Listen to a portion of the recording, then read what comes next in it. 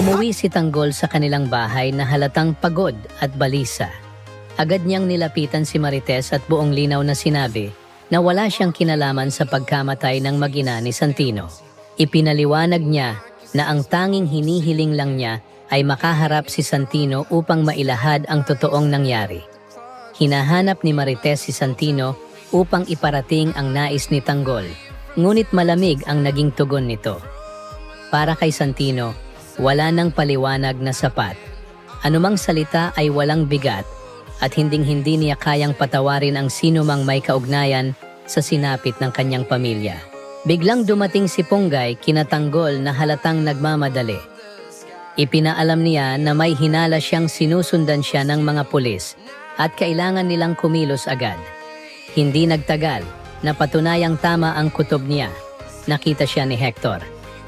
Agad nag-utos si Hector sa mga tauhan niya na sundan at ikutan ang lugar kung saan naroroon si Tanggol upang tuluyang isara ang lahat ng posibleng labasan. Habang tumatakbo ang sasakyan ni Tanggol, ramdam na nilang may humahabol. Mabilis kumilos si Hector at tiniyak na bawat eskinita at daanan ay may nakaabang na pulis. Wala na siyang balak pa itong patakasin.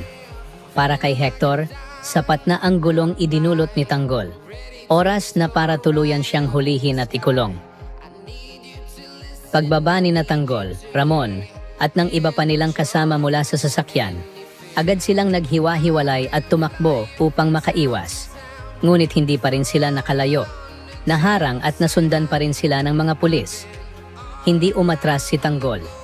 Kasama si Ramon, lumaban sila, at nagsimula ang putukan kasabay ng isang malakas na pagsabog. Patuloy ang habulan at walang balak si Hector na umatras. Sa gitna ng kaguluhan, napansin ni Tanggol ang isang saglit na pagkakataon. Isang sandaling nakalantad si Hector. Sinamantala niya ito at pinaputukan si Hector. Sunod-sunod ang mga bala habang ipinakita ni Tanggol at ng kanyang mga kaalyado ang husay at tapang sa pakikipaglaban. Sa kampo ng mga gerero, lalong umiinit ang sitwasyon. Dumagsa ang mga nagrarally, galit, lantad, at iisa ang sigaw.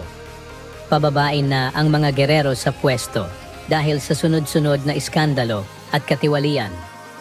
Balisa si Jackie at ramdam ang bigat ng banta. Hinarap niya si Roberto at tinanong kung ano ang susunod nilang hakbang, ngunit kahit siya ay walang malinaw na sagot sa gitna ng kaguluhan. Samantala, habang pauwi si Miguelito sakay ng kanyang kotse, sinalubong siya ng galit ng mga tao. Sa halip na manahimik, tinawag pa niya silang mga hampaslupa. Isang salitang lalo pang nagsindi sa galit ng karamihan. Nagtipon sina Miguelito, Jackie, at Roberto nang dumating ang kanilang abogado.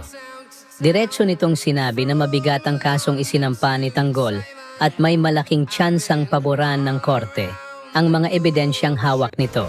Hindi napigilan ni Jackie ang galit at pagkabigla. Para sa kanya, hindi pwedeng mawala ang lahat ng pinaghirapan nila. Ganito rin ang naramdaman ni Miguelito, na handang gawin ang lahat para manatili sa kapangyarihan. Samantala, matigas ang paninindigan ni Roberto. Mariin niyang sinabi na hindi siya aalis sa pwesto ng mga gerero anuman ang mangyari. Para sa kanya, walang sino man, kahit si Tanggol, ang makakapagpabagsak sa kanila sa pamamagitan lang ng mga paratang.